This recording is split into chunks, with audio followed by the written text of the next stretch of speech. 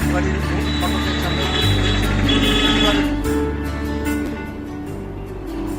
কোচবিহার রাজবাড়ী সিংহদুয়ারের সামনে রাজকন্যা গায়ত্রী দেবীর 105তম জন্মজয়ন্তী পালন করল আস্থা ফাউন্ডেশন। এদিন তারা রাজবাড়ী সিংহদুয়ারের সামনে রাজকন্যা গায়ত্রী দেবীর জন্মজয়ন্তী পালন করে পথ চলতি মানুষকে মিষ্টি মুখ করার পাশাপাশি গাছের চারা বিতরণ করা হয়। এছাড়াও জল পানির ব্যবস্থা করা হয় এই সংগঠনের পক্ষ থেকে। এদিন রাজবাড়ী সিংহদুয়ারের সামনে রাজকন্যা গায়ত্রী দেবীর প্রতিকৃতিতে মাল্যদান করেন এই সংগঠনের সদস্যরা।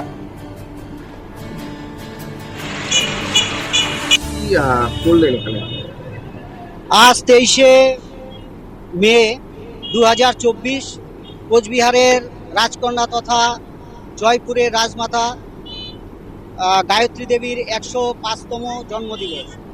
আজ আস্থা ফাউন্ডেশনের পক্ষ থেকে গভীর শ্রদ্ধার সঙ্গে মহারানী গায়ত্রী দেবীর জন্মদিবস রাজবাড়ির মূল গেটের সামনে উদযাপন করা হয়েছে।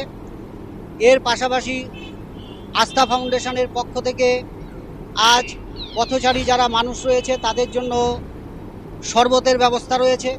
এখানে মিষ্টি বিতরণ করা হবে এবং পরিবেশের ভারসাম্য রক্ষায় প্রচণ্ড গরমের হাত থেকে বাঁচবার জন্য এখান থেকে বৃক্ষ বিতরণ করার কর্মসূচি গ্রহণ করা হয়েছে।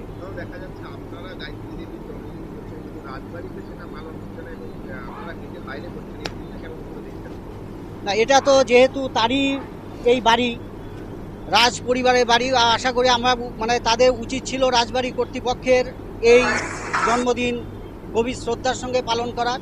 তো আস্থা ফাউন্ডেশনের পক্ষ থেকে এই উদ্যোগ নেওয়া হয়েছে।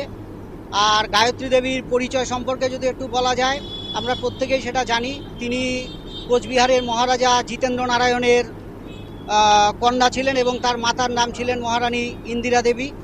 এবং 1919 সালের 23শে মে আজকের দিনে তিনি লন্ডনে জন্মগ্রহণ করেন এবং 2009 সালের 29শে জুলাই 90 বৎসর বয়সে তিনি পরলোক গমন করেন।